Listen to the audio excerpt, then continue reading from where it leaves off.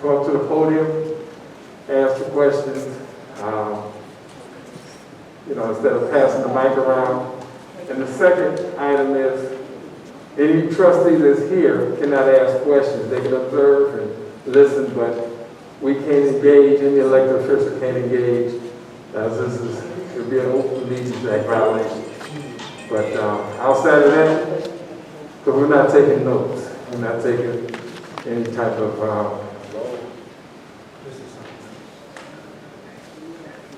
minutes, anything to that nature.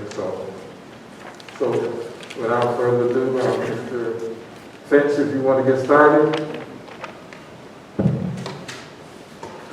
Thank you all for attending this evening. I know we have things we can do on a nice, warm Thursday evening. So hopefully I'll be able to address and answer some of the questions that you may have. What I want to do with this first meeting that I've had with you all is to give you a brief recap of what I've worked with the finance department to do in the last year that I've been here. And just give you guys an update on what's going on in the finance department, and again, answer any of the questions that you might have. Some of you guys have like an outline of some bullet points that I think might be important to the village and to the residents. So let me get started. The first thing is the village revenue. Overall, the village revenue is pretty much in a good, strong state. As of April of this year, sales revenue is roughly up $63,000 from last year. With the addition of the gas and wash, we have an additional $278,000 TIF money because of the gas and wash in that location and development, which, as you guys become to board meetings, you know that money is going to be allocated to things over in that particular area for like road improvements and things of that nature. In the past, we used to do what is called a tax anticipated warrant. That was one of the first things that I changed when I got here last year during the summer. Going and having a tax anticipated warrant normally costs the village $45,000 annually. And again, like I said, this has been going on for several years. And what will happen is, it's called a TAR. Tax anticipated warrant will be taken out for roughly $500,000 to about $40,000 in expenses. What I did last year was get a line of credit and replace that $500,000 tax anticipated warrant. And that only cost the village roughly $275. So I did that last year, and I did that again this year. So that, just making that slight change, saved the village $90,000. Over the last few months, myself and the finance department has eliminated some of the vendors that was extra vendors that we didn't need, such as Verizon bills. We had 3 or 4 different internet companies that we did not need that over years have cost the village some money. There are still some other vendors that need a detailed analysis done so that the village is not paying duplicate for the same services. One of the things that has helped the overall revenue of the village is that with the housing registration, which is through a company called ProChamps, the vacant housing list has recently been updated the last month and a half, 2 months, and we're trying to have the banks register those houses. Once the bank registers a house, they pay the village $250 every 6 months. In addition to that, the next process that we're working on is any water that was on that particular house that has not been paid. We are working on a process either going directly to the banks or putting a lien on those particular houses that we know have an outstanding water bill.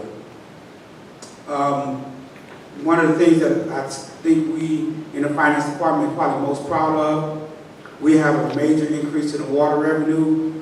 Last year, you guys remember, we had some bumps in the road with some of the policies and procedures that I implemented in the water department. But since that time, we have gotten a consistent flow of water being collected from the residents. So that's a tribute to working and putting policies and procedures in place. In addition to that, we have our code department that is used to write tickets and fines throughout the village. And those tickets and fines sometimes will get paid, sometimes wouldn't get paid. We are working aggressively with a company, actually the state of Illinois, called Local Debt Recovery, to go after people, tax returns. They have fines and tickets that they have not paid for years. And so that's another area of revenue increase that you will see once the numbers are all final. I know a big concern that the residents have mentioned over the last several months is regarding two of our audits. One is the village audit and the other one is the forensic audit. One of the concerns of the audit here, based on several years of audit reports, is an outstanding checklist. That has now been implemented, where we run pretty much an outstanding checklist once we do an AP list. The importance of that is to be able to know what checks is still out there that has not been cashed. What used to happen was checks that was out there that has not been cashed would come in and be cashed, and then a bank account would inadvertently go into insignificant funds. Another thing that we have started, again, we have bumps in the road over the last year on policy and procedures that I implemented, was the new accounts payable process. If you all remember, we changed how that format looked. We had a few concerns that residents and trustees were not getting that information. Since that time, the implementation of the accounts payable list has been working well. AP lists get put out every 2 weeks, agent reports get put out every 2 weeks, and then the files for those particular vendors that we are paying is on display for any trustees to look at. Another concern that the auditors had was credit cards.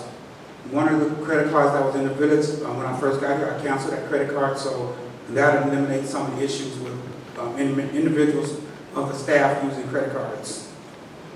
One of the biggest things that we did, in addition to collecting water revenues, past water revenues, we used to have roughly 800 estimated readings. Now that number is roughly down to about 125 estimated readings, and we're still working on the kinks to getting that down to pretty much to zero.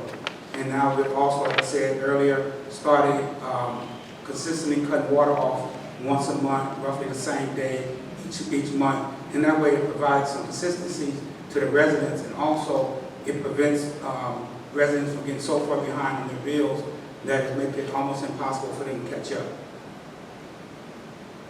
The other thing that we've done that was concerned of the auditors was the pension fund. As you guys remember last year, pretty much the pension boards, fire and police was willing to go to the state to withhold all of our revenues.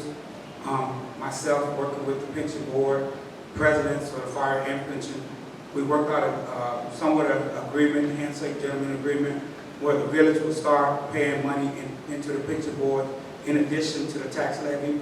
So far, have kept my word with the two pension board. That letter has now ceased, and it is no longer going to the state, so that's a big burden off the village. The other thing that we have consistently done is pay the majority of our vendors within 45 days.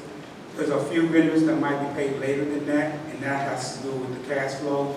I'm very big on managing cash and not just sending out money just for the sake of sending out money, but understanding what bills have to be paid in the future, and the only way you can do that is understanding when and what amount of cash is coming in.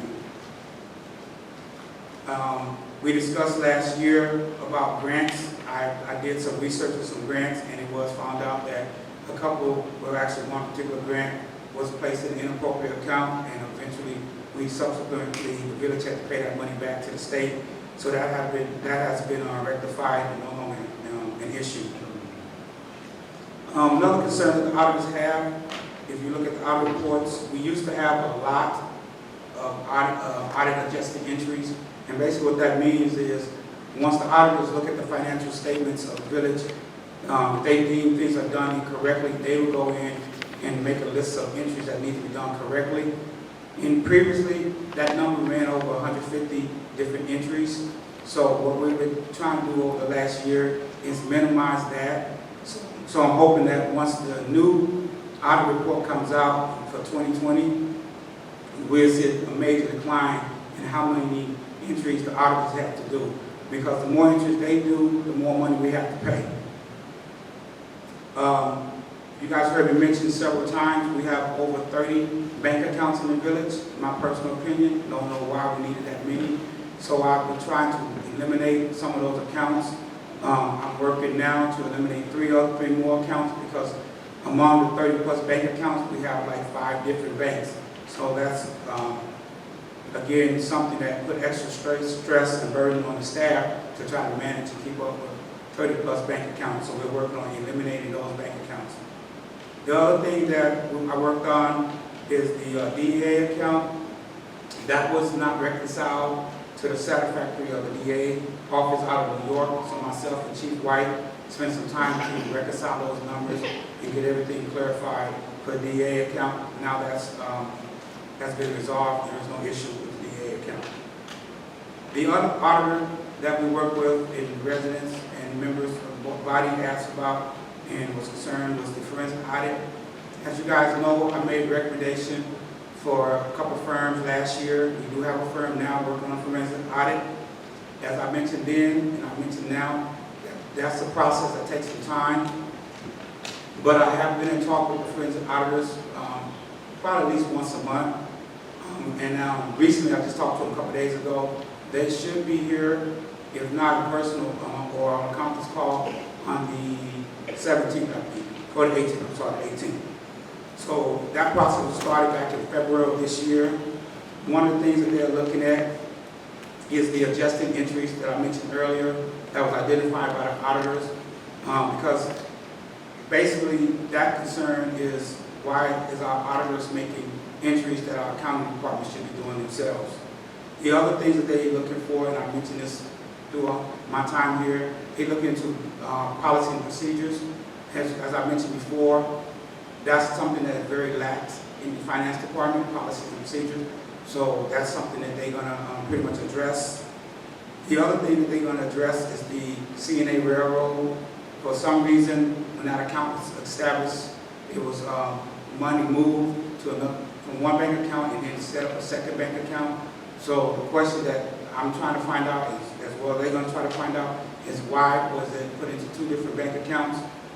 That's one of the issues that we have. Like I said, we have 5 different banks, which I don't know why that was established years ago, but that's something that needs to be consolidated. During my time here, I decided to do an IMRF audit. IMRF was pertaining to current and previous employees' retirement account. So I did that in maybe the fall of 2018. One reason I did that was because I noticed we was issuing checks for IMF payment, but also having those same payments drafted out of the bank account. We have since stopped that process of issuing checks. We have it drafted out of the bank account before the due date. And the reason that's significant is because if you go past the due date, you pay penalties on that money. The reason I wanted to do IMF audit, if you guys recall, back when I first got here, we had to pay a $35,000 fine for IMF for an issue that we caused, the village caused. So that would make me decide to trigger the IMF audit. And since the audit, we've found 2 individuals with issues regarding their retirement that we have to address. One has been resolved, the other one we're still working because it's kind of unique in itself. We still work with the IMF team to find out what's the best way to approach this with our payroll system. The other thing is I'm currently working with employee IMF to reconcile her IMF from 2016. Thankfully, that person has been patient with me as we go back and reconcile her paychecks and make sure that it balances to what should be recognized from IMF. One of the things we have a major concern about that I've heard a lot in the last few months is the budget. This is I guess an issue, a touchy issue. The budget is not done. The budget was started back in April. I met with the department heads, all of them, by the middle of June. I met with all the trustees by the middle of July. I originally had the schedule for the budget to be completed by the end of July. As I said last year, and I've said again this year, This is the first village that I've ever worked in that I have not gotten the budget done by the end of July. Personally, it's embarrassing to myself because I know that's it should be unacceptable for anybody. But I can't always be 100% on my ability to get something done. One of the challenges that is holding up the budget is that our trustees wanted to wait and do job description reviews. So that, to me, has nothing to do with the expenses or revenue of the budget. But that's the reason why, in my opinion, it's not done, because I personally was told it won't get approved until job descriptions are approved. So until that happened, there was no need for me to set up meetings. One thing I do not like to do is waste my time. I'm not having a meeting just to sit and talk, because for whatever reason, we have 4 or 5 hour meeting, and at the end of the 4 or 5 hours, we're at the same place we was at an hour ago. So that's why you're not seeing a consistency of meetings, because no need to have a meeting to waste time. Now, the latest thing that has been brought to people's attention is the treasury report. Yes, I missed the treasury report. Now, what is not true that's been out there, that missing the treasury report deadline does not, is not, will not cost the village any money. What will happen is that the county potentially will hold back property taxes. Doesn't mean you'll never get it. It just means they will hold it back until they get the treasury report. Now, I take full ownership of not having the treasury report done. But for those that think I forgot, or for those that think because they said something a week ago, I hurried up and did the treasury report, and that is not true. I started the treasury report back in March. If you guys remember what happened back in March, we had COVID. During that time in COVID, as well as you guys know, I'm a VA for Linwood. I went through a process of laying people off in Linwood, and we had issues here in Salt Village, and it slipped my mind. So, to prove that I'm not lying about when I started the treasury report, I have an email that I sent to myself, dated, I think, March 26th, of me working on the treasury report. So don't think because somebody at the last minute told me to do the treasury report that I heard we did it. I know my job, and I know my job very well. So please don't assume that I rushed to get this done in the last week. I simply forgot because we have so much other stuff that does not pertain to finance going on in the finance department. And it was something that I just slipped and left in my Excel file. The water fund. This one here, I'm the most proud of. I'm curious to see how it will be once I leave Salt Village. But just to give you a snapshot of what the finance department has accomplished. And this again, everything that I say is verifiable. In May 2018, the water account paid about $56,000 in it. As of April 2018, the water account had $557,000 in it. As of August, last month, we have $1.2 million in our water account. That's a tribute to cash management. That's a tribute to the assistant finance director, as well as public works, and the IT, and the accounts payable person. Because we aggressively went out there making sure people pay the water bill. So if nothing else, that's the biggest achievement that I have since I've been in Salt Village, to know that there's over $1 million that have consistently been in the water account that we have not used except for maybe a month ago because of COVID. I had to borrow $400,000. Now, regarding cash flow, you can't pay bills if you don't have cash coming in. And you can't pay bills if you don't know when and where cash is coming from. So as I said earlier, I did do a line of credit for $500,000. Not only did I do a line of credit for $500,000, the $800,000 that was given to us from gas was put into a CD. That CD has earned 2%. Prior to me coming here, every single bank account earned less than 0.025%, basically no money. So as of now, that same CD that was earning no money, the same $800,000 that was earning no money, has earned over $20,000. Again, like I said, I've only used the water fund once this year. Back in April and March of this year, I mentioned to the board that because of COVID and lost revenues from the state, we potentially might have to borrow money. So subsequently, I did borrow $400,000 out of the water fund. I think that in itself is contribution and a testament to managed cash, because as you guys have stated numerous times, water fund was tapped into forever. And this is the first time in at least 12 months, no, 16 months that it has been touched. The other thing is, like I said, vendor invoices and agent report, that's provided to the trustees every 2 weeks. Again, last year was all about transparency, so there's no reason that no one knows what bills get paid, no one knows what department heads authorize bills, because that has been provided consistently for at least the last 9 to 10 months. Bank balances, currently what we have in the bank is also provided every 2 weeks, so no one can question how much money we have in the bank at any given time. And then, as I said before, $800,000 is in a CD that is secured for 1 year. We will have to go through a process to break that CD, so there's no way we can just tap that money without somebody from the bank notifying the corporate authorities that the CD is about to be broken.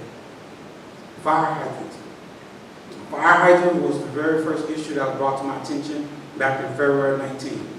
Unfortunately, as of today, we still have roughly 67 fire hydrants.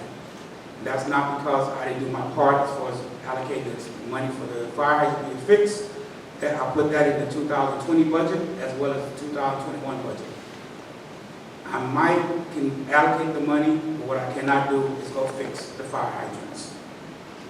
I'm waiting on Trustee Brewer, Public Works Director, and his staff to start working on the fire hydrant. Unfortunately, my recommendation was to outsource that. I got pushback because it was going to quote-unquote be a union grievance. Personally, I don't understand. If the job can't get done, how does the job get done if the workers can't do it? Now, what I want to hear, and I've heard it since I've been here, they're understaffed. Let me say once again, you guys know I'm a village administrator for Linwood. Linwood has 7 public works directors. Of the 7, we do not have a public works director. He's been gone almost 2 years this October. Of the 7, we have 2 new foremen within the last 30 days. Of the 7, we have 2 new public works employees that have been there less than 6 months. I challenge anyone to drive around Linwood and tell me how much is still left undone in Linwood and compare it to the fire hydrants in Salt Village. So when you tell me it's a manpower issue, I find it hard to believe. Because if I put it in a budget and you have the money to do it, you either get your manpower to do it or you find an option to get it done. If we're going to make excuses, then make excuses for all departments. Because again, it was the first thing brought to my attention. I recommend how it should get fixed, and a year later, my recommendation falls on deaf ears. Rehab water policy. This policy, I did work with one of the trustees to implement it. It is to contribute to why we do have money, one of the reasons we have money in the water account now, because we changed the way investors was coming into the village and getting money. Getting water. Basically, the way the process worked in the past, an investor will come in on a Monday, say you need water for 5 days, which would be like that Friday. No one works, let's say, on Saturday, Sunday, of course. Monday, the assumption will be made that that investor will turn the water off. Well, what we found in the finance department, that the water was never really turned off. So a year later, 2 years later, 3 years later, we found accounts that was having water but wasn't paying a water bill. That has somewhat since has been changed. Again, it's one of those things that has caused ruffles and feathers with the investors. But if you want people to pay what they use, it shouldn't matter whether they're homeowners or investors. It's what, if you use the revenue, the services, you should pay the revenue associated with it. So we are working to collect more of the past due accounts, because when I got here, we had roughly 125 past due accounts that total over $300,000 in past due water bill. That number has significantly dropped, and we consistently try to stay on top of that to not let anybody get a $1,000 water bill. Next item, bullet point again, I mentioned about the interest rate. Prior to me coming here, all 30 bank accounts at less than 0.025%. Now they at 2%, and just in one account alone, we earn over $20,000. That doesn't include the motor fuel account, that doesn't include the general account. So the interest rate total and interest earned based on that 2% interest rate is definitely more than $20,000 within the last year. Number 11, pay issues. Again, this was a very heated conversation throughout the year that I've been here. As you all know, we did eliminate a former consultant in FY20. One of the things that came up recently in the last 2 months that I strongly objected to was finding ways to pay 2 consultants potentially, one of the 2, anywhere from $80,000 to $120,000 for part-time work. We do have issues with 2 staff that was pay was adjusted in the FY20 budget, and it was not canceled until later this year. So that was a big issue among the body. And the reason that was not changed because there was a lack of follow-up and there was a lack of individual having the experience to understand how to function in that particular role. Changing someone's pay is not, will not, and was not my responsibility. The reason I say is not, was not, and will not be my responsibility, again, go read the audit reports. There's a thing called segregation of duties. I cannot be the finance director and the HR director at the same time. So if we're going to put blame on the task or on the individual that the body chose to hire that had the experience to know how to function as an HR personnel. Number 12, again, I mentioned about IMRF audit. We have 2 members that have to be adjusted. One of the overpayment we could not correct because of the timing. It was past due when it was brought to my attention, so when I worked with the IMRF representative, we were not able to go back and make that modification. So that's a bill that unfortunately the village has to eat. Health insurance, again, I mentioned this last fall, we did make a payment for a fine to IRS because health insurance was done improperly from previous individuals. And by the time it came to my recollection and notice, it was past due and we could not modify that one as well. But for this year, we did reduce the premiums to all employees. We have a few unhappy employees at the moment, but overall it saved every employee in their paycheck. In addition, it saved the village about $40,000 annually.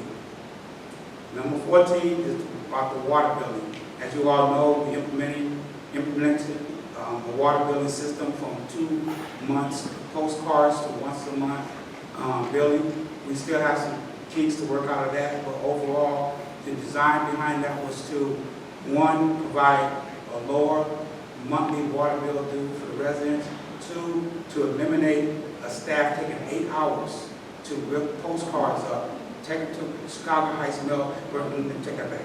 The process was the person would take the postcard, rip them in half, put them in stacks of 100, put them in rubber bands, put them in a binder, take the binder to Chicago Heights, and then wait 2 weeks and send out reminder notice. That process was definitely inefficient and a waste of employees' time and money, in my opinion.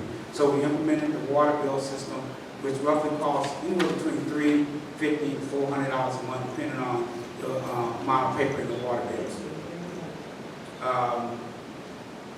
So overall review, just a quick recap. I'm working with current administration staff. The village has received at least $110,000 in lost revenue. Again, like I said, there's consistently been over $1 million in the water account. I prevented a pension lawsuit. I've streamlined outdated water system. We reconciled the drug enforcement account with the police chief. We provide vendor lists and invoices to the trustees for review. We work to have more bank register their vacant property and pay a fee to the village. I did identify the $250,000 to pay a bond payment that was not stolen. I did confirm the housing grant was placed in the wrong account and was spent. I could not reinstate the lost police vest grant.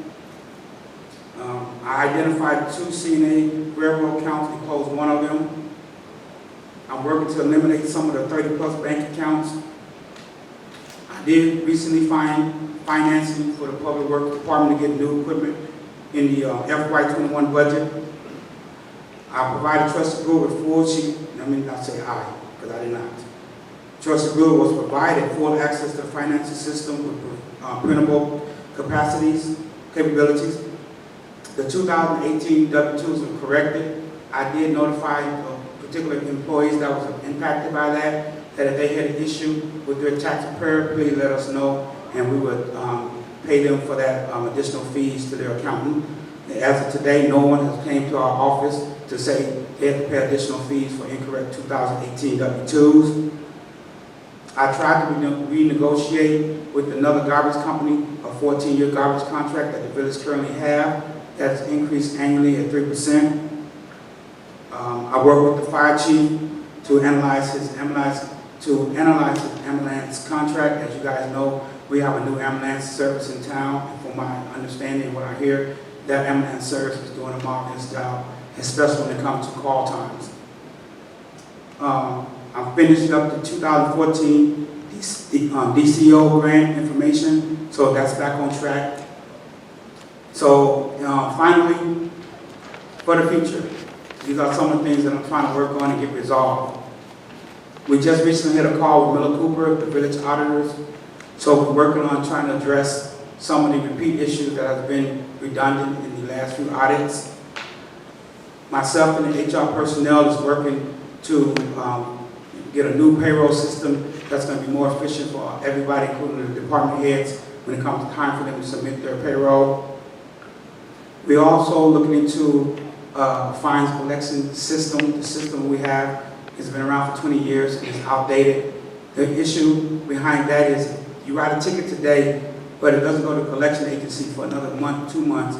The likelihood of you collecting any money, even at a percent, is very slim. So that's one of the things that we have been relaxed. We have not went out to people that owe us fines and tickets.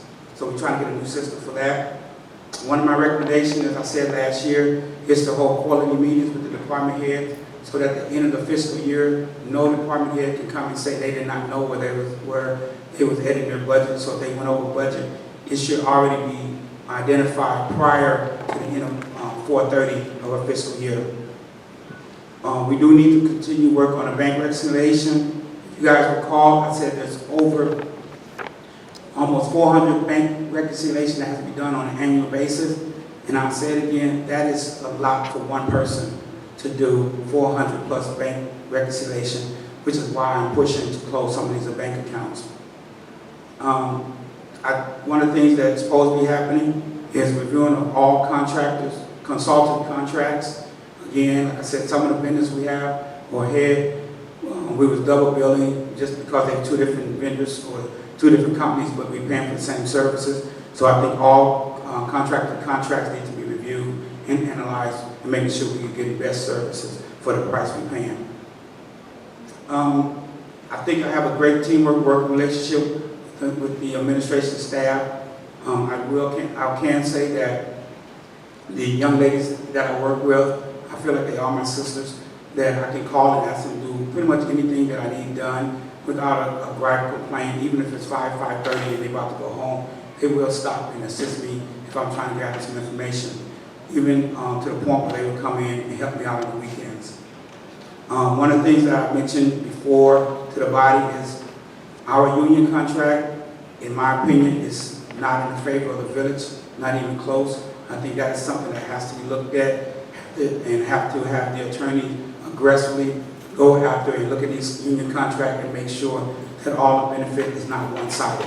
Currently, if you look at the union contract, all the waivers goes to the union employees. And if I'm a union employee, I will love it too. And finally, I think we need to start looking at vendors and reduce certain vendors. Most of the vendors that we have in South Village has been here 20 plus years. Most of the vendors that I think that we have here can and should provide better services for the amount of money we're paying them. But until that get analyzed and get looked at objectively, the village is going to end up paying more and more money that's unnecessary. So I'm sorry, I'm losing my voice. So I'll with that. So with that, I'll take any questions that you guys might have, but I just want to at least give you pretty much a quick snapshot of what's going on in the village.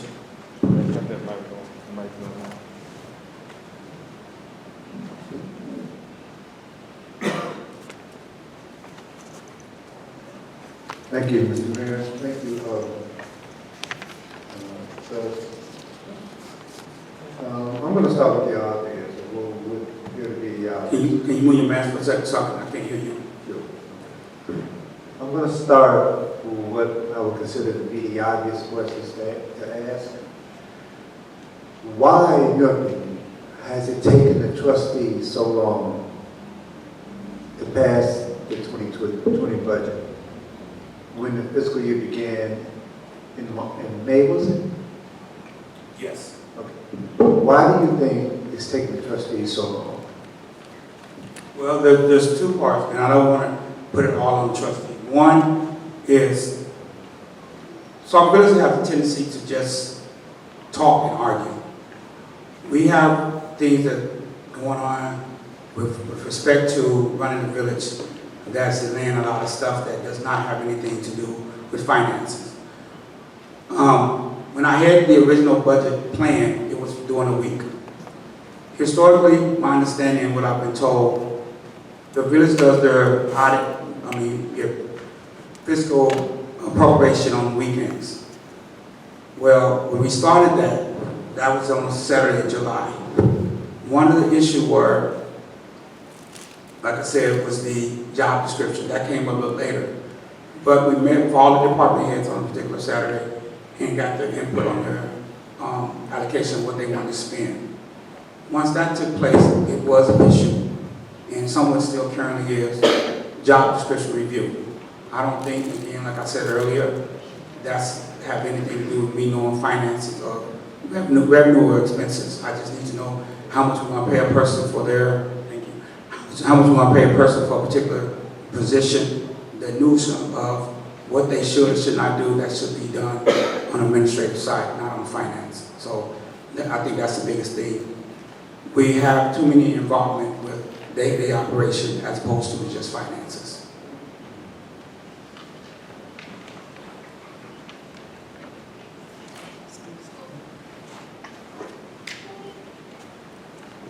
Good afternoon. My question is, what's being done by the audits and the findings of the different audits? What are you doing about that? Right now, we're not doing anything. As you all know, I was only here part-time 2 days a week. The finance department, I think, is one of the most underappreciated departments in any organization, definitely in a municipality. There's so many nuances of government accounting that you need more than just one person. Even the time that I try to allocate to finance, it's a lot. Whether I'm taking time away to chase down a grant, chase down bank accounts, provide for your information, that takes away from doing the audit findings. Most of the audit findings, as you guys will find out in the next couple of weeks, probably the next couple of months, it relates to policies and procedures. If you don't have the manpower to implement policy and procedures, it's hard to get them done. So I think the overall objective is should be to make sure you have strong individuals, finance team, and then just like any other department, have them do what they need to get done and work on it. But it's not something that's going to be done overnight. The audit findings go back at least 5-6 years, so it's a process.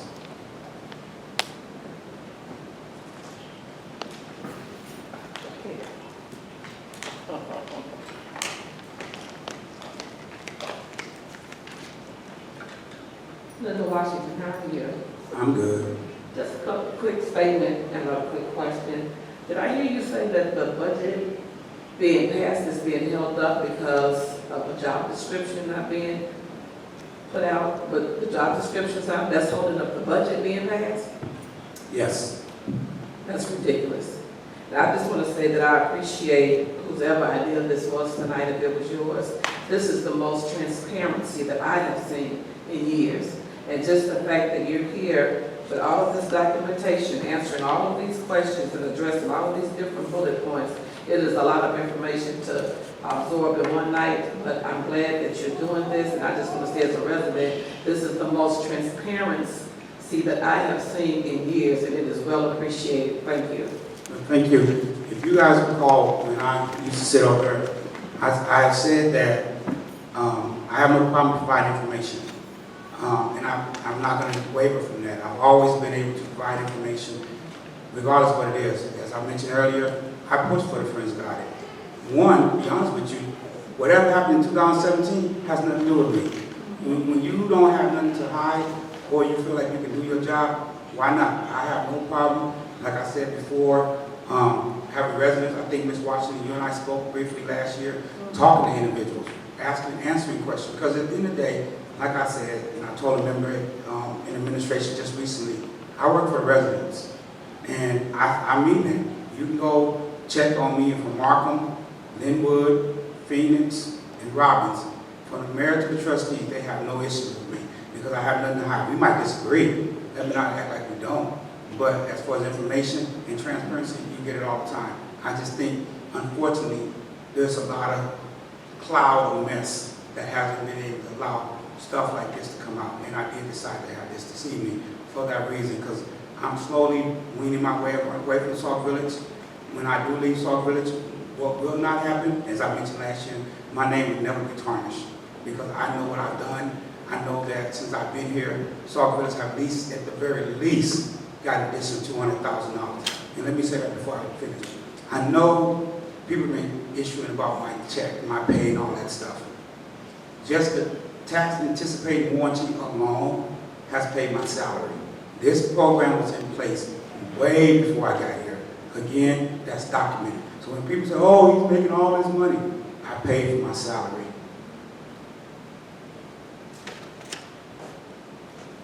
How you doing, sir?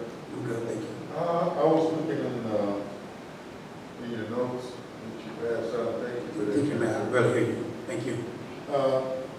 It says that we have over 67 fire hydrants, or maybe even more, that are inoperable, and we have the money to fix them. I'm trying to figure out what's the process and why hasn't that been done, because that puts residents at risk and in harm's way.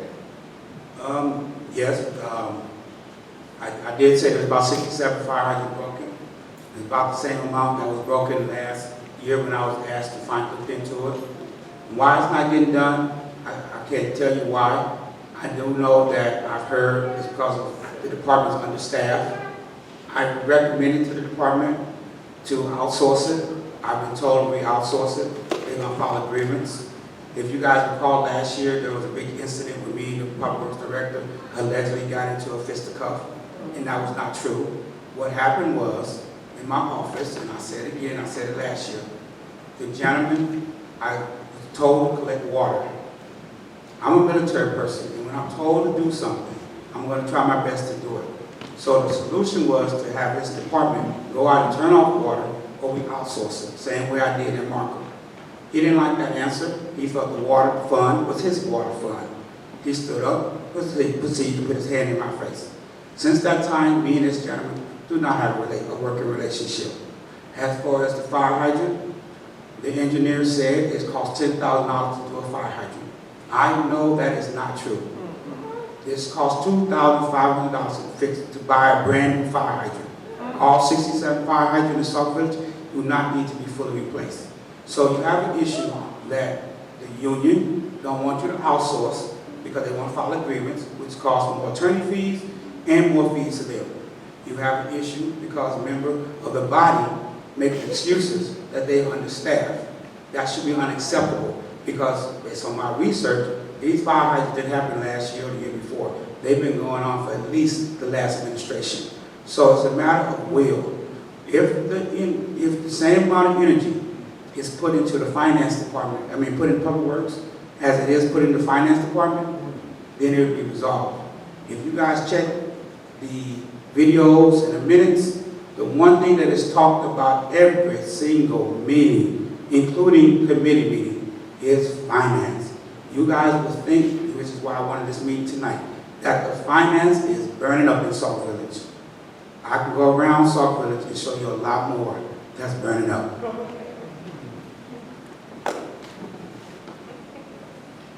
Well, I got so many questions, and I'm going to stay with the budget. You can ask, I'm here, I have. Okay, all right.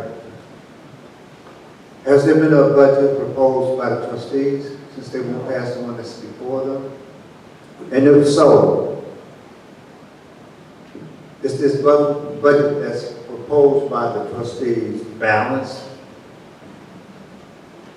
And if not, where do the trustees plan to get the money?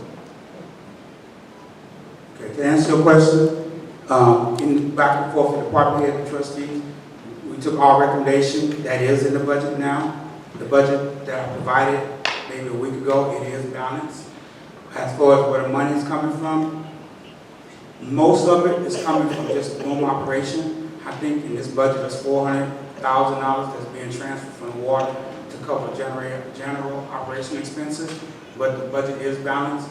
I'm just waiting to get the go-ahead, to say, put it out there for the residents to have a 10-day review. Who are you waiting, on? I'm waiting on the trustees to give me a consensus that it's done. I'm done with my part. My numbers are done. How long have you been done? At very least last week, everything's done.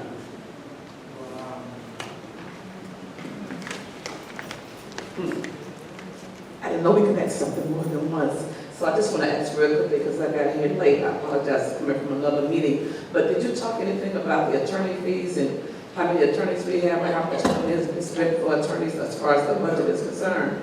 In the budget right now for attorney fees, if I recall, I think we have $250,000, $260,000 allocated to the attorneys. That is allocated for one attorney firm. What? How many attorneys do we have? One attorney firm. And you ordered $250,000. We average about $18,000 to $20,000 per month. Times that by 12, that's $240,000. Whoa.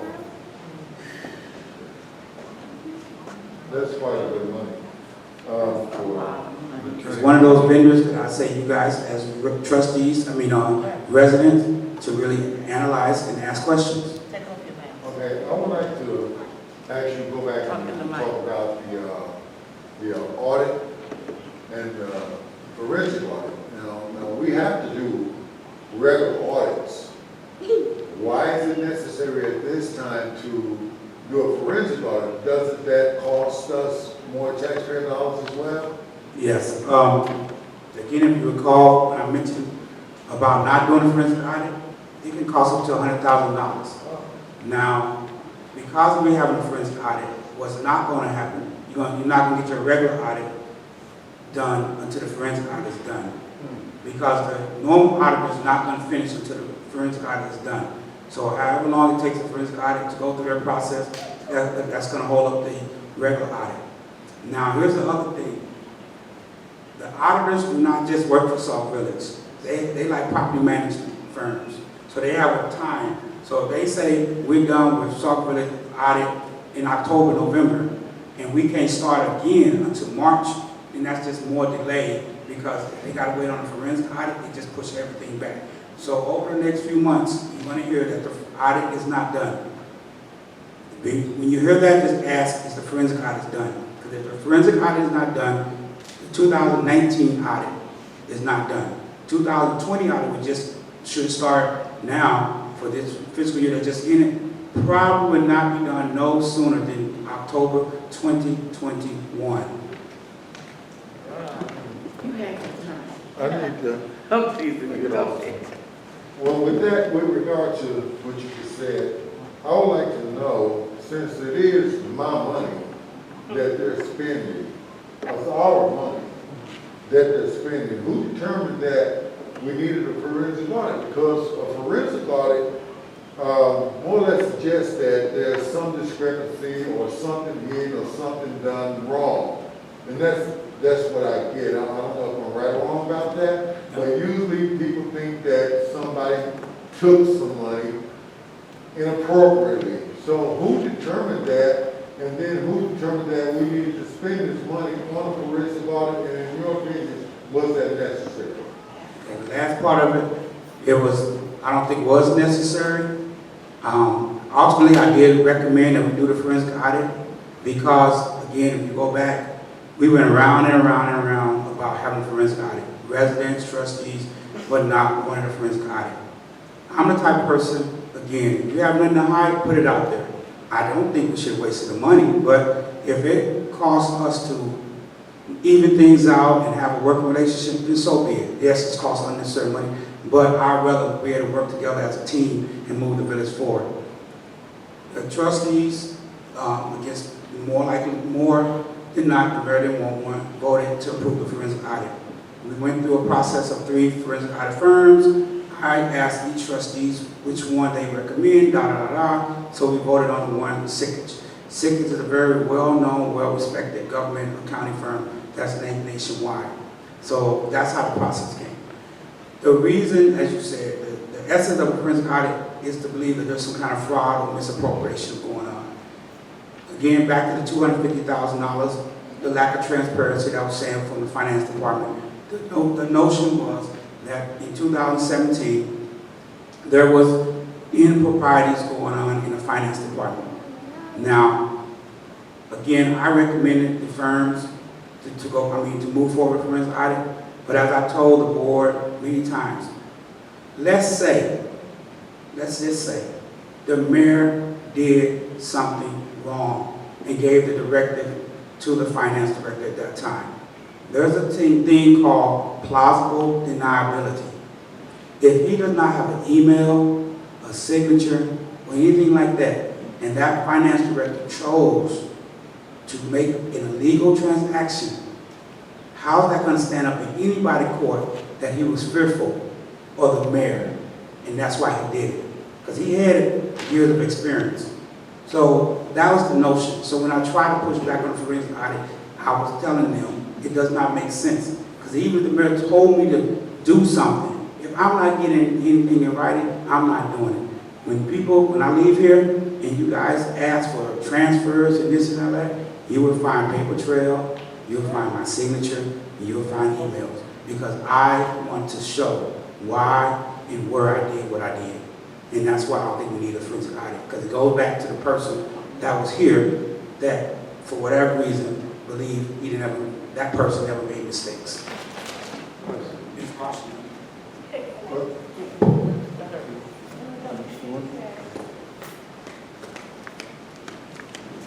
Last question. Did I hear you say that in the water fund, we didn't have to touch the water fund for almost a whole year, other than $400,000? Past year, I started in mid-February. I just touched the water fund, I think maybe in June. And the only reason I touched it because of the money we lost from COVID. And so you're able to make the payroll, which is bi-weekly, without touching the water fund? I'm able to make all bills bi-weekly. If you go back to the minutes, there's a time, I think maybe in May, that I told the board that we probably have some vendors that we pay 60 days past due. That's because I'm monitoring the money. If you guys heard one thing from me, and anybody here can do it, the revenue from the state, it is what it is. You can go look on the revenue for the sales tax that I got in here in my folder last year, timed about 3%, that's probably what you get this year. So if I look at June last year, let's say it's $100,000, and I know we got COVID, the likelihood we're gonna get $100,000 is slim to none. So I might make my adjustment based on getting $90,000. In doing that, that means I can't pay the same amount of bills I paid in May because I'm getting less money in June, and that's why I had to use the money. But I had already prepared a documentation for the body to give them a 90-day review of what I anticipated was going to be lost revenue. And if they recall, I said lost revenue was going to be about $500,000. We lost about $400,000, so I went too far off. Well, I want to commend you because if you can make payroll every 2 weeks without touching that water fund, that's commendable. But I also heard you say something about paying 2 people, I think 2 consultants at the same time. And you talked about you feel that the union contract is in favor of the employees and not South Village, the employer. But the former HR person that we had that supposedly been negotiating that union contract for 6 months, making almost $6,000 every 2 weeks, did a piss poor job. And thank you for this meeting again. It's been very transparent tonight. Thank you. Let me address what I was referring to in the union contract. One of the things that we probably about to spend some more money on is a grievance, again, and I'm not picking on them, I just believe fair is fair, right is right, is the current public work contract. I was tasked to analyze the health insurance. Back in March, I did. Came over a plan to raise the deductible. The reason I did that, we did a 3-year analysis. Less than, I think, I might have it wrong now, 15 or 20%, let's just say 20% on the high end, of the employees maxed out the deductible over a 3-year average. So we raised the deductible to $250,000. Of the $250,000, the employees will be on the hook for $500. They currently was on the hook for $250. So they added additional $250 to their health insurance. The village will be on the hook for the remaining $2,000.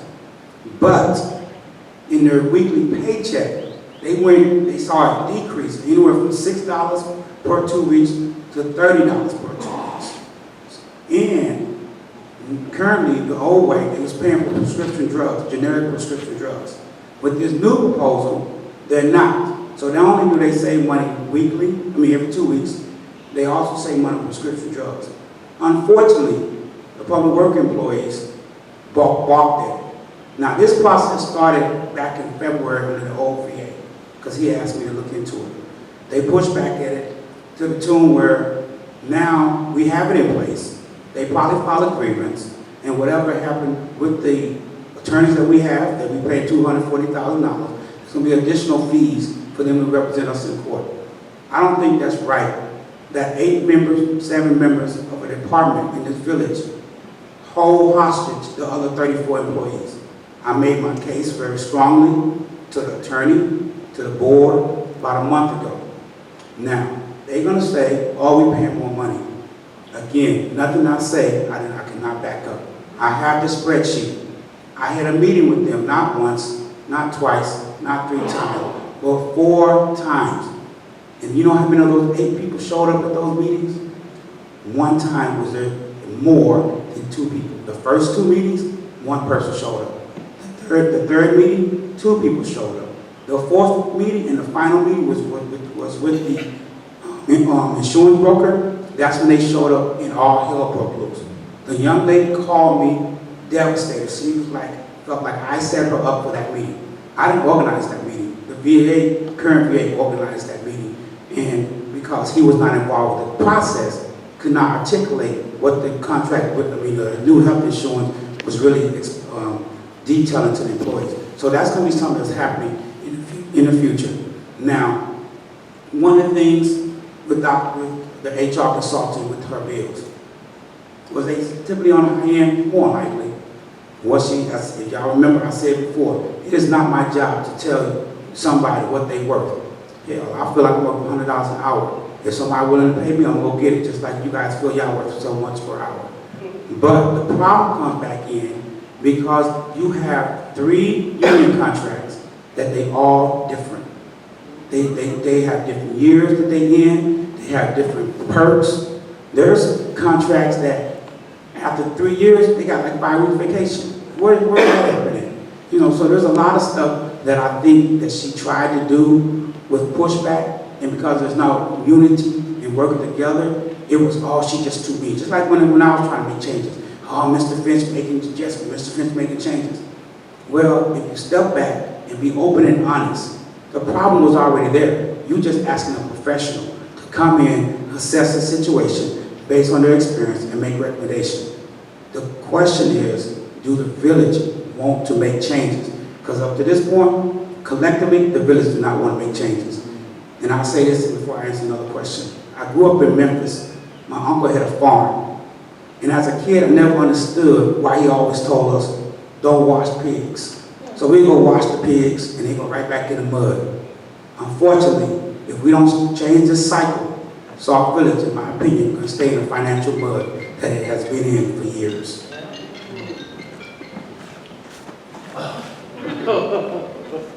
Sorry. Mr. Finch, from what I heard, you've done a stand-up job. Okay. You're beyond reproach. I'm going back to this audit. There's no need, therefore, based on your performance, that there should be an audit for this current. Well, it can't stop now. The wheel is in motion. Okay. Well then, all right. But you brought up 2017, time before you. Can you say in your own words, based on what you've seen, according to the records, what happened back then that would cause a need for a forensic audit? Let me start with the biggest issue. One of the biggest issues was the $250,000 that the mayor moved from the TIF account to pay a bond payment. That came out as the mayor stole money. So that's the start of the whole, pretty much the conversation, the basis of it.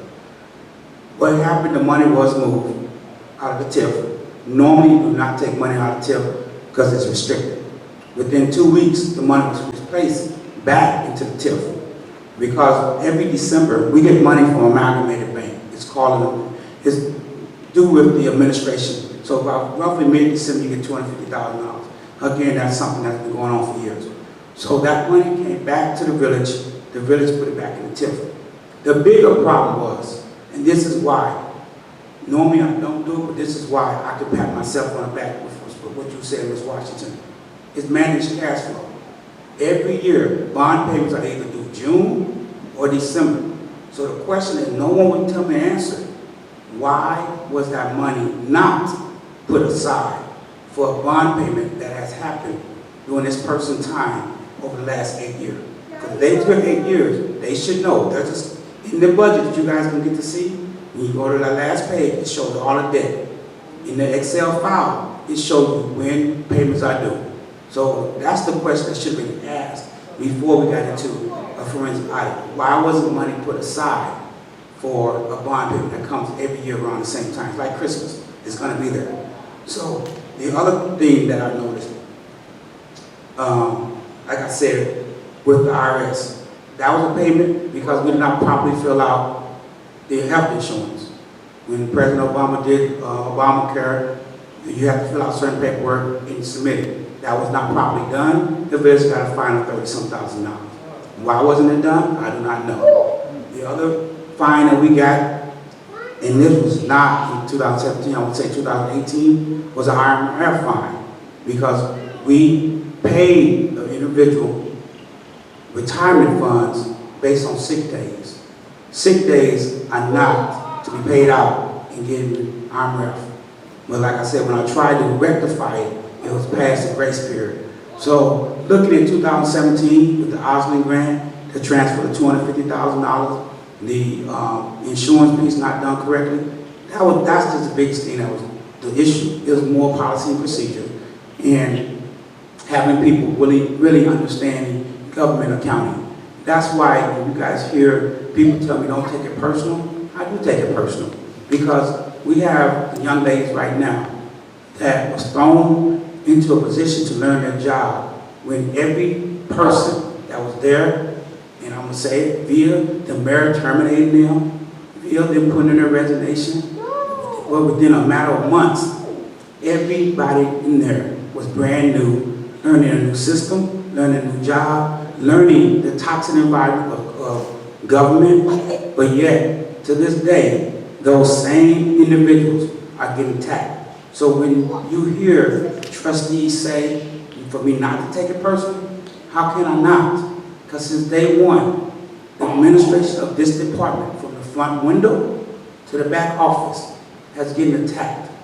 There's a young lady right now that I've taken out to lunch a couple times because she is so stressed out because, and I'm going to say it, because right now this is a meeting, this is my meeting, because the village administrator constantly bombarded her with unnecessary questions that he provided by the trustees. If anything, I wish that people understand how to run a finance department. Because if you don't know how to run a finance department, you just get in the way. And I say this to them, and I've told them via emails numerous times. It's amazing how all the problems in the village is on the shoulders of the new staff. But again, and I've said this so many times on records, not one, to answer your question, trustee can tell you about the audit findings and why it was not corrected in 15, 16, 17, or 18 with those quote-unquote experienced staff. But yet, to this day, we have $1 million in a water account. So I applaud those ladies because I know what they do every day. I know what their intentions are, but we have an issue. Speaking of that, and let me let the residents know. Last year, I told you the budget was held up for 2 people. Some of the trustees disagreed with me. Those 2 people was Public Works Director and the Mayor Assistant. It's centered around money. My whole take on it, I don't care if you don't like somebody.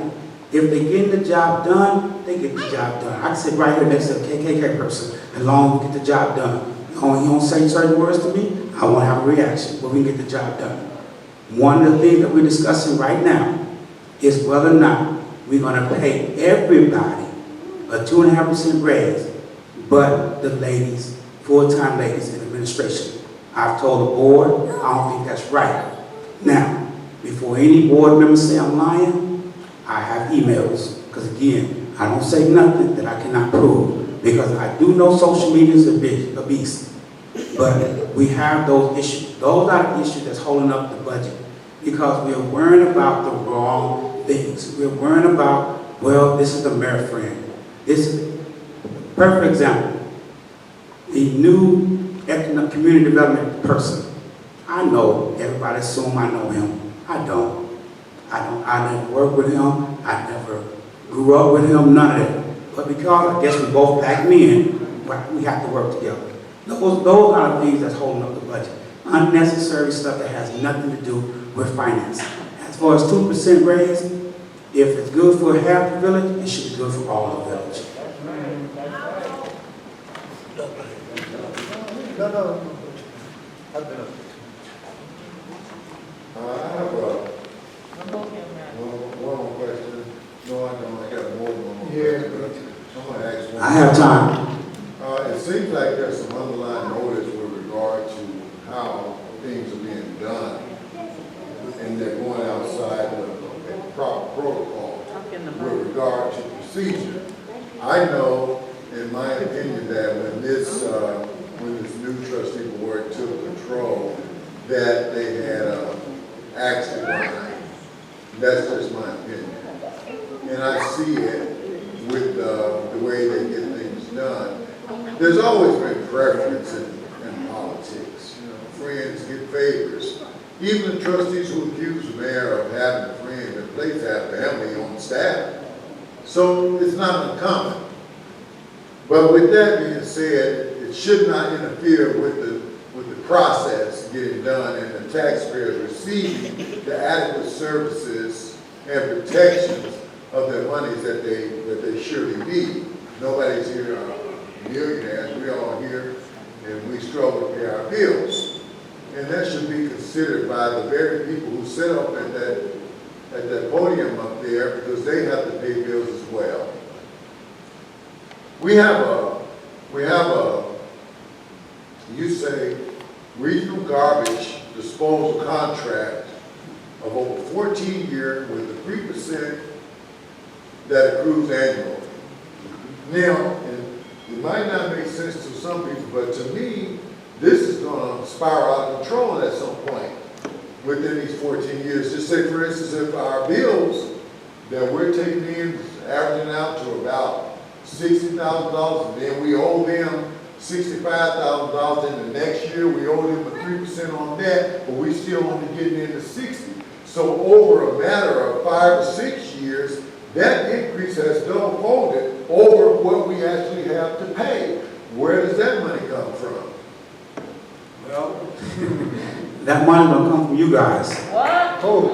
Who? Because, again, like I said earlier, the state don't give you so much money. The state, the county, you can go back and look at last year, increase it by 3, 4, 5%. Then you got to also consider that union contracts going to increase about 2, 3%. So when the water goes up, the garbage goes up 3%, either the village is going to eat it or the village is going to charge you guys. Now, if they eat it, guess where the money going to come from? The water fund. And we'll be right back where we was last summer, that you're taking money out of the water fund to pay for operational expense. So over time, your bill is going to go up. And it's not going to be something that whoever a year from now the current mayor is, or 2 years from now the current mayor is, it's something that was done roughly, I think about 8 years ago now, 6 years ago, I think. So that's the thing when I say, let the finance department do their job and analyze stuff. Like back to the ambulance. When we discussed this, I think late fall last year, myself and Chief Barrett, we looked at the numbers, like what's going to be the major impact on costs. And when it came to that, it made sense that they was cheaper and provided on paper, because everything's on paper. Everybody is like dating. The first couple days, you're the best in the world. But on paper, it looks like they will provide better service, but definitely a cheaper cost. That's an analysis that has to be done on all vendors. That's not always done, and that has not been done. So again, when you allow finance professionals to analyze, come and make recommendations, and listen to it, it makes the overall village better. To your point about people do have family members and all that stuff, I've been working since I was 15 years old.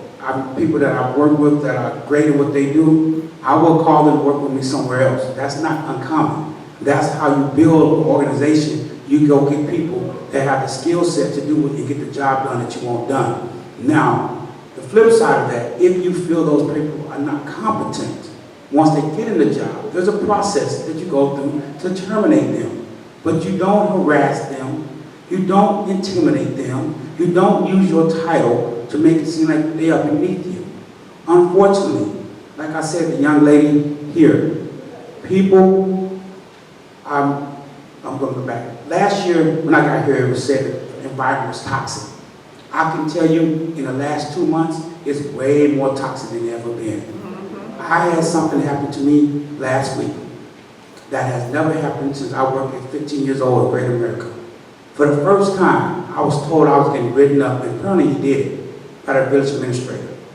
Now, when I talk to him, because I believe, like I said before, I'm a man, I talk to you man to man, eye to eye. You cannot, as a village administrator, write up the treasurer no sooner than you can write the clerk or the mayor. But he has the audacity to think he could write me up because he was told to have me put something in writing for the trustees. Now, the information he asked about, but to pertain to the pay of the 2 individuals, that pay was reduced in the FY20 budget. I provided him those numbers 2 weeks prior. As I told him, and I tell you guys, he could write the numbers on a piece of paper and send it to the trustees if he chooses. I'm not giving it to them in paper because, again, it would be a political, it would be a Facebook ploy, and I'm not playing nobody game when it comes to politics. If we're not going to do the job right, don't let me be part of your mess.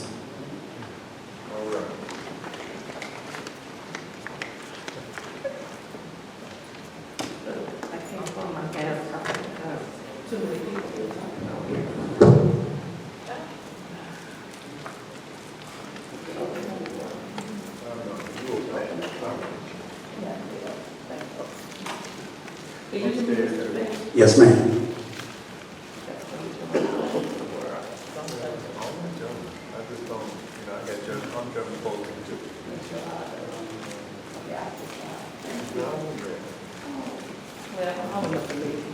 Okay, what I wanted to know is, I know that you said that this is tax money tonight, basically.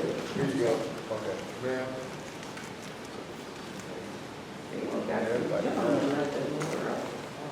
Thank you, sir. Yes, ma'am. Okay, now to take my mask off. I know that you said, and I am just applauding the fact that payroll is being able to be paid without tapping into the water fund. So now, just for verification, taxes are due again when? Property taxes, Yes. they're to come to the village or for the residents to pay? For the residents to pay, I think they moved it to December.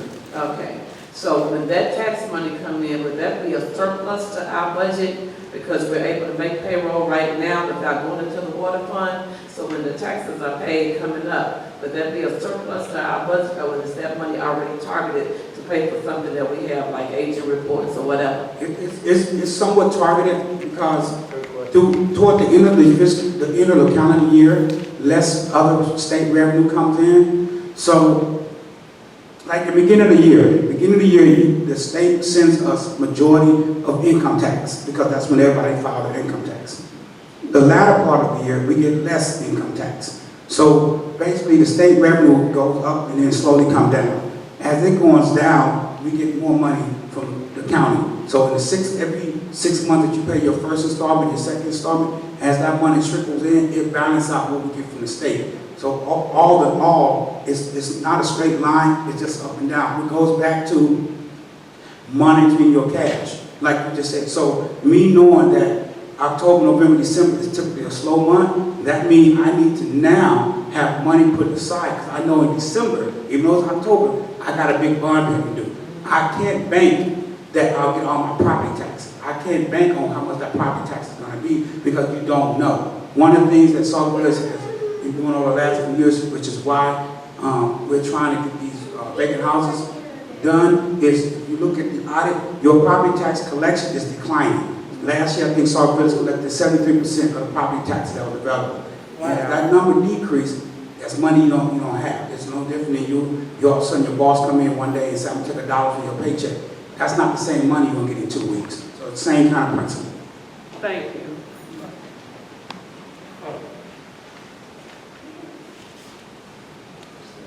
Mr. Finch, just want to commend you, just by listening to your conference or the little meeting tonight.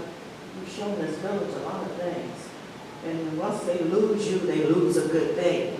I'm very, very angry being a resident here in Salt Village, hearing the things that I've heard, about water, fire hydrants, and different minor little things that it doesn't take much money for the village to get it done.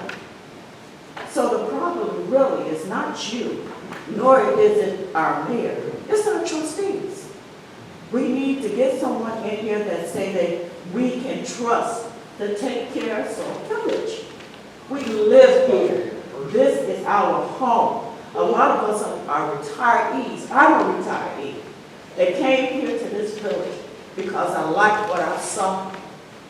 But for the past 5 years that I've been here, I hate this place almost because they're not taking care of their business. Well, thank you. And I know it's been tried to get me out of here probably 2 months ago. I'm not leaving no sooner than April 30th, 2021, even as a trustee. I am transitioned as the interim finance director, but because I have a relationship with the staff, I will be around to assist them and give them whatever help I can. It's interesting what you said about as a resident. There are several emails that I've provided to the trustees, and I stated that I feel sorry for you guys. I feel sorry for you guys because it is a lot of fighting. To what you said, Mr. Larry, about hiring people, and I know people will take it differently. It's amazing, like I said, be fair. The village administrator we have this time, the village administrator we have last time, those are recommendations by the trustees. But when the mayor makes a recommendation, it's time to go to court. And I say that because just 2 Saturdays ago, I put in a budget for the mayor to go to court to fight for his community development person whose salary was reduced $20,000 last year from what the previous person was making. Not because that person did or did not have the skills to do that job, but just because they felt that was the right thing to do. But again, the 2 VAs that we have here, they was recommended, not by the mayor, by the trustees. The last one here, he's recommended by the same attorney firm we have in the house. But yet, no one barked at that. Now, I know I've been attacked about my credibility and all this other stuff. But like I asked him the other day, and you guys should ask him too, how many years of full-time experience do you have running a village? I can tell you that. That answer is no. None. But yet, he has the audacity to want to write me up because I didn't do what the trustees told him to tell me to do. I told you guys last year, and I'm telling you guys this year, and like I told the trustees at the mayor a few weeks ago, I'm not beholden to nobody in this room. I joked with the mayor last night, and I said there's only 2 women I answer to, and that's my wife and my baby girl. So I don't answer to the mayor and jump when he say bark. I don't bark and jump when the trustees say bark. So yes, I feel sorry for you residents because there's so much infighting. It's not, and I even asked the trustees this. I said, find a project, work on a project, and when you run for office, let that stand for what you did. Because if you sit back, what have anybody done in the last year. I challenge any department other than this one, and the fire department, and the police department. And in the police department, y'all be with him, he's doing some wonderful things, he got a lot of wonderful things coming. But what has been done, improved in the last year? In my eyes, nothing. Financially, we've done a great job, and there's a lot more to do. So, I understand your frustration, but until the board decides to work with the mayor, not against the mayor, not run to court, you ask why the attorney bill's $240,000? Go ahead one day and look who they talk to. I know the last bill I got the other day, they spent 8 hours in one day. I said, darn, that's mean they work a lot, because if you spend 8 hours talking to one body of the village, what do you do with your other clients? Because I'm sure we are not the only client. So, and I told the trustees this, and they got mad at me. I think most of them are hypocritical. They say one thing to you guys in public, do another thing in executive session, and make a decision that benefits them. But again, the VA was recommended. Now, I said something earlier in my notes about the consultant. The finance director position has been posted for years. You pull it up, it was posted as an employee. The day of committee meeting, out of the blue, we had 2 people interviewed for consultants. Now, that's not nothing bad. The problem I have with that is, if the mayor did that, all hell would broke loose in committee meeting. So, why is it good for them and not good for the mayor? Not only did that happen, the cheaper one, for 20 hours a week, you spoke about the HR consultant. The cheaper person was going to charge $80,000 for 20 hours a week. That's not my words, those are the words she said. Not only that, coming all the way from Itasca. So you tell me that don't look kind of fishy? I know people might love South Village, but coming that far, that just seems impossible. You can't find nobody else local or closer than 2 hours away. The other gentleman, unbeknownst to me, you would think you would provide, when you interview him for a finance director, that the finance person who's been here for over a year would have some kind of input. Again, the village administrator made that decision. But if you look at his background, like they did my background last year, he has no finance experience. He had a person come in that wouldn't even tell who referred him. He was charging $120,000 for 20 hours a week. But yet the uproar was for Dr. Strada getting paid $66,000 a month. 6 times 12 is 72. 72 is less than 80,000 and definitely less than 120,000. That's why the board now is mad at me, because I'm challenging them on being hypocritical. I know, but again, I'm going to tell you, like I told them, prove me wrong and tell me where I lied, but show me. Yes, sir. Is that it? No, I'm sorry. I just wanted to, I'm sorry, my voice is clear enough though. But I'm Francine Anderson, and I just wanted to get up and also piggyback on Ms. Washington and the lady here and compliment you on the tonight and being open and transparent, because being over a 30-some-year resident myself, I see some transparency that I haven't seen in a long time as well. And for the citizenry, we need to educate them as well about the toxicity of what's going on in our village hall. Most people that are not in this room does not take time to educate themselves, but it behooves us to educate them on what's going on, because it's time that we stop losing very qualified personnel because of relationships that certain people have with each other. And then the other thing for me is that we understand that 2 of our trustees are former employees. So we know that they are voting and their concerns are one-sided. We as a citizenry has to make some difference. And I will say to you that I think today was well-deserving, and I appreciate you and your sharing. And I'm like the others, I hope that you do not plan on leaving South Village anytime soon, but I see you reference it. But stay still and know that the citizens are looking. I'll be here as a trustee capacity, but I will ask the residents, come out. And again, I'll say the same thing I said last year. Come out and ask questions. Look at the invoices and ask. ask the questions that was asked last year, but those questions was asked, if you recall, only pertaining to people that were believed to be the mayor's bobbleheads. I'm not saying, like I said to the trustees and the mayor before, I don't care what your political affiliation is. I don't care if the mayor wins next year. I don't care if you lose next year. It's not about that for me. It's about coming in here, doing a job. And if the job cannot be done because you're interfering, because you have the control of the board, that's not right. Because I said again, the trustees are losing out. There's fire hydrant is broken. I've heard residents complain. There used to be a young lady that sit right there all the time. She had full-grown weeds in the back of her house. Myself and, I can say her name now, Tanya, worked to getting that cut down. Not in her house, the house next door to us. She kept complaining about it. Why it was never done by our staff, I don't know. But those are the things that could be addressed, and should be addressed, and should be answered. Because a year from last year to now, go back and just ask yourselves, what has improved other than these finances? Because again, we got $1 million in the water account, and I'll apply myself, AP, finance, assistant finance director, the IT person, and even I give the public works director some credit because he had to get the guys out there and get the water turned off after we had our little run-in.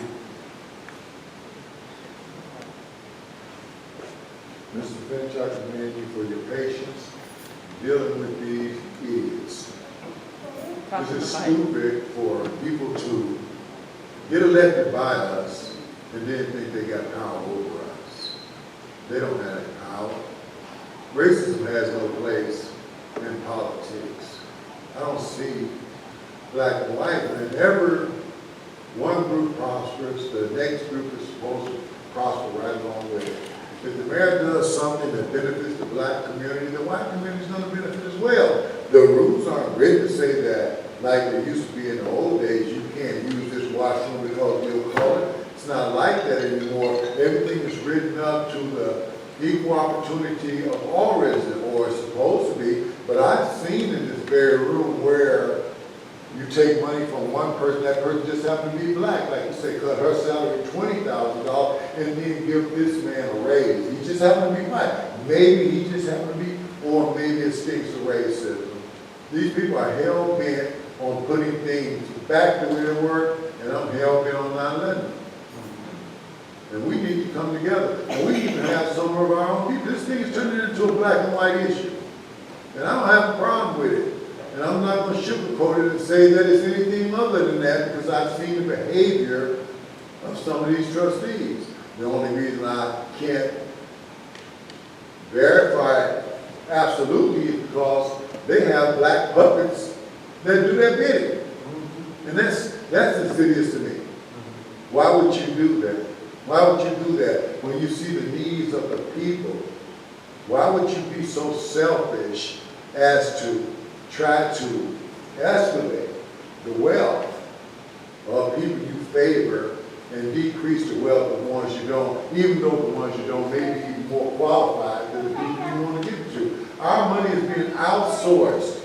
None of the money is being spent where it should be, on our roads, on our lights, on our fire hydrant. We got a lawyer getting all this money, $20,000 and $30,000 a month, and probably for some hours spent doing something that should have been done for free.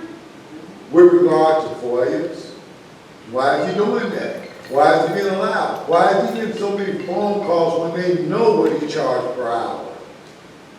With questions that they could ask each other, with questions that they already have the answers to. This theft by deception. We need to change that.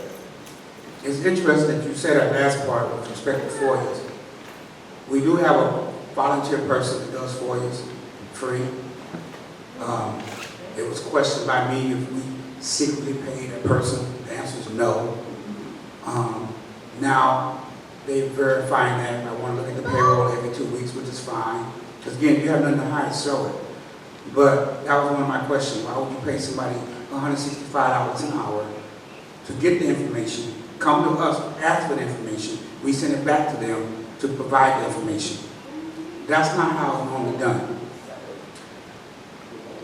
In looking at the bills that I do, way I do it. As you guys recall, I said I run it like my household. I can tell you my wife spent something she wasn't supposed to spend because I already know they ain't how it's supposed to go. I found that a bill, again, this is one of those paying bills twice. Because our current attorney works on everything in the village, there's a worker comp bill that came through. I caught that we paid them $14,000 on a workers' comp bill and $14,000 on their regular bills. Again, I'm not tooting my horn, but had I not been here, that would have been a waste of $14,000. Those are the kind of things, when I hear the trustees say, follow the money, being transparent, you only follow the money for one department, and that's the administration. Those ladies in there are the lowest paid people in this village, but I have to fight to give them a 2.5% raise. But like I told the trustees, and I asked Mayor Williams last year, 2 years ago, are your union employees, and this is something you residents can answer, are your union employees better than your non-union employees? And if the answer is no, then why do you treat them different? That's all I'm talking about. Treat them the same, hold them accountable. Because unlike the union employees, you can easily, and it's been done, fire the non-union employees. But like I said to the trustee, I know one salary employee that consistently over the last year works 45 to 50 hours a week. I told the mayor, if I was her husband, bring your butt home and I'll go get a second job because you don't need this kind of treatment. That's what you guys don't know. That's what goes on in behind the doors. When you talk about they calling the attorneys, yes, over and over. You know why? It's not their money. When you can sue and spend your own money. I guarantee you they won't go to lawyers. But when it's not your money, it's easy to spend. That's the problem. But when I bring it up, oh, Mr. Finch, you bitter, you mad. No, I ain't mad. I'm just tired of the BS. And I'm tired of hypocrisy. And I asked back in December, I asked a few months ago, leave me alone.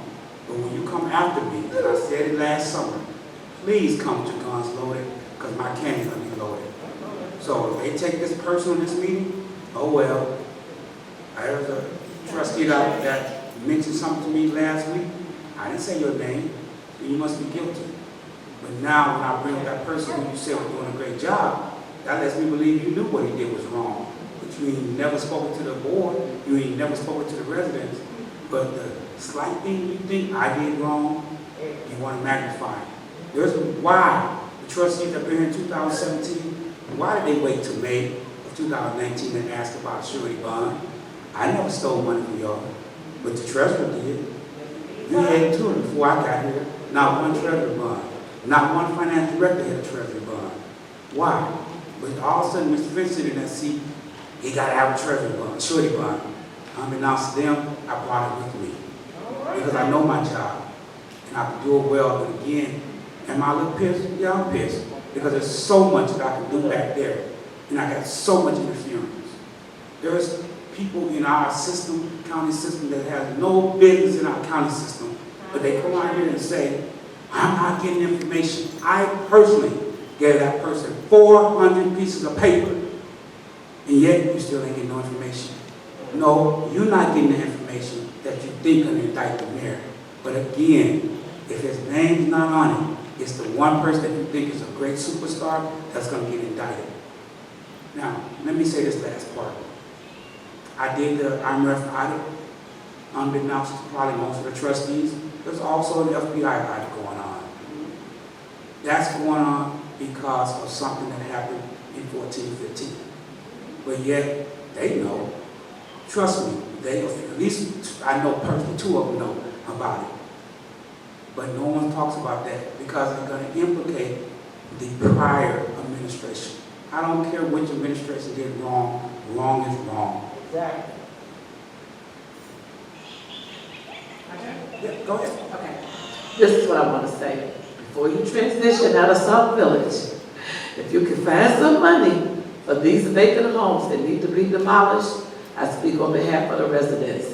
There are so many homes that have possums, raccoons, thugs, had drugs, stash houses in these vacant homes, if you could please. That's why I asked about the tax money that's gonna be coming in, if it's already allocated and targeted for something. But I was told that it costs $10,000 to demolish a vacant house.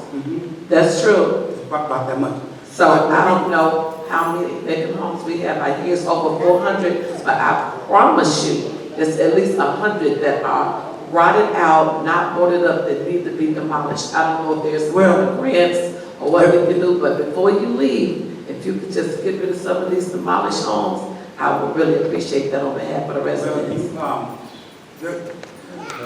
You kind of still a little bit of my thunder. There is something that I'm working with that I have not shared with the mayor. Okay, you don't have to tell it, you don't have to. But no, that is in the work. And the reason I have not shared it, because I did not want to become a political issue and people block it. Oh, Because what I nobody think- gonna block that. What I think would happen, they would try to give it to the village administrator to run with it, and it'd be delayed.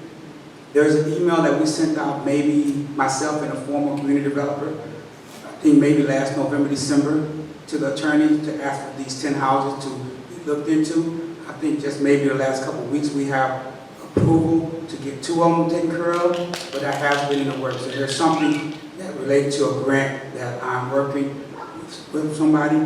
I will share this with you. Other 300 some plus houses that we have 2 lawn care company out cutting the grass. We found that about 100 actually is supposed to be vacant, got people in them. Other 120 something, there's like 25 that's being listed with realtors. Now there's no signs out there. So the process that a young lady who's on vacation right now gonna do next week is send a letter from me to those realtors and say, here's your past due water bill, we need it. I love this meeting. This is a man right now that want to buy like 60 homes in Sauk Village, but he said that nobody won't give him no information. Yeah. Have them call Okay, that's what I'm. Lord have mercy. Yes. Okay, to conclude on my question, have all the issues of 2018, 2019, 2019 been resolved according to your understanding? me. From the audit, Yeah. no, we're not even halfway through. Okay, well, what would be the holdup, you know, Personnel. when you say personnel? The finance department needs a strong team. It needs people that can work together, that kind of pretty much gel together. So like the bank reconciliation, it's 400 bank reconciliations. So in a given month, you're doing about 30. Now some of them are quite small, some are not.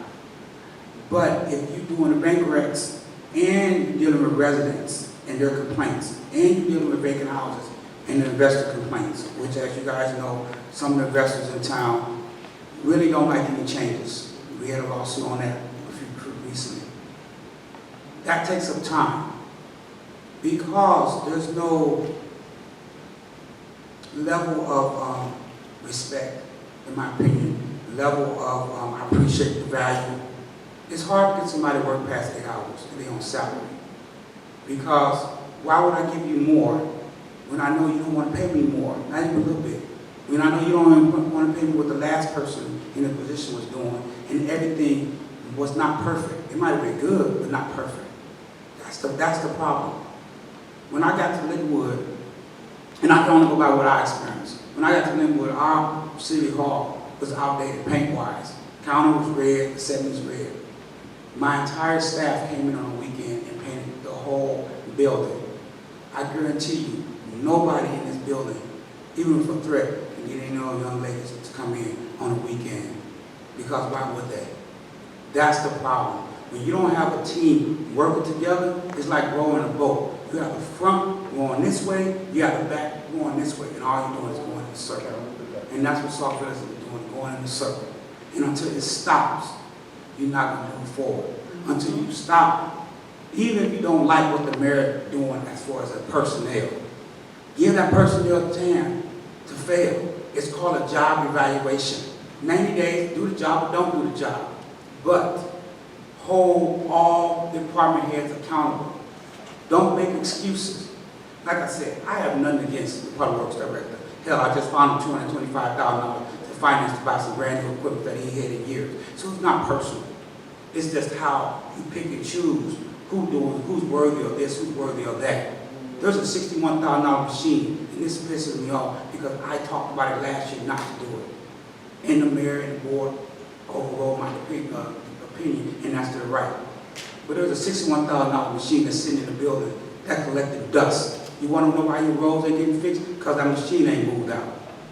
But yet, if I say it, hey, Mr. Finch trying to tell me what to do. No, Mr. Finch, though not a resident of Sauk Village, cares about the resident of Sauk Village. Because at the end of the day, I go back to my nice house in Crete.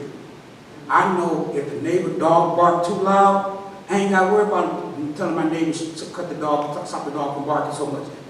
The code enforcer would be there at 8, 9 o'clock in the morning.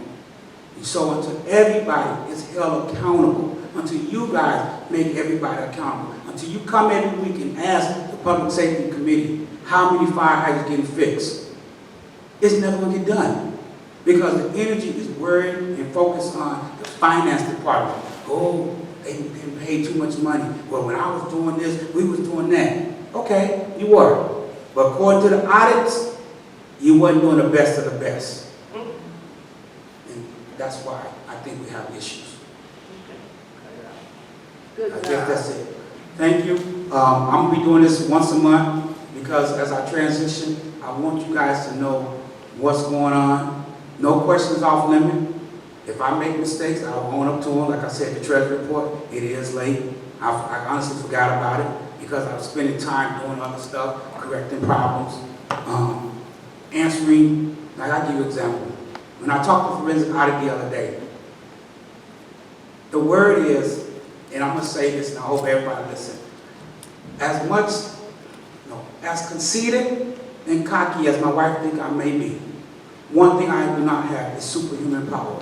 I cannot stop an audit, but yet trustees have put it in the auditor's mind that I'm trying to stop them from completing an audit until after the election. That is the farthest from the truth. I think it's inappropriate that trustees consistently, not just once and twice, but you can do it, just to find out, but are consistently calling the auditors, asking, where are you at? Where are you at? That's the lack of trust we have in the finance department, the finance team. Because if you know about the auditors and you know how the process works, even the mayor can't make them stop now. Because if the mayor said, we don't provide information to the auditors, you know what the auditors going to do? They're going to send a letter to everybody and say, we can no longer continue this audit because we have to go somewhere else. And because of such and such delays, we're going to move on. So the word's going to come out one way or the other.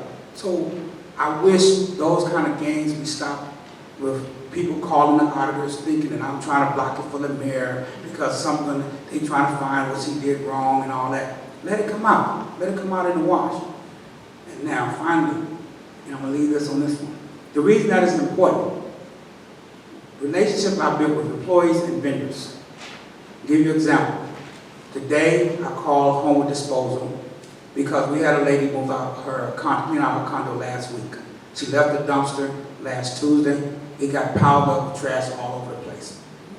It's not a village-wide dumpster. It's a personal dumpster she bought. But the other residents called and complained about it. I called my contact at Home with Disposal and I asked them if you could do me a favor and go pick the dumpster up today. He said yes. He didn't say yes because he was charging Linwood. He didn't say yes because he was going to charge the lady again. The lady is gone, she moved out. He said yes because we have a working relationship. Until you have a working relationship, things are not getting done that benefit the residents. When you call vendors, it makes them nervous. The reason the audit got delayed last year was because a trustee called the auditor and said, I believe there's some stealing.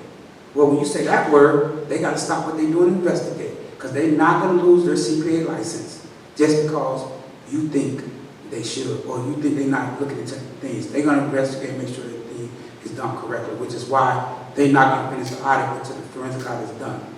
I say that to say, about 3 weeks ago, we had the audit firm come in on a Friday. Young man came in, spent all day here. Next thing I know, I'm here Tuesday morning. I'm told we got a meeting at 1 o'clock with the audit firm. And I'm like, why? They're just here Friday. Oh, but I call the manager, because there's different levels. I called the manager because the trustees wanted me to know what's going on with the audit. Well, that made her panic. Because in her eyes, she's like, what the hell did my employee just do to piss off Salt Village? He was just out there Friday. What happened on Monday that you feel you have to call me on a mandatory meeting at 1 o'clock on Tuesday? If you understand the process of how auditing work, you would know that's not appropriate. Because you should, out of consideration, ask the finance team that was here. Or, more importantly, ask the mayor who was here. Or third, since you are a village administrator, you was here, you should have known that somebody else was in this village working. Those are the problems, the nuances, the unnecessary stuff we deal with day and day and day. So with that, I'll leave you guys. I'll do this again in October. Ask the questions. Yes, sir.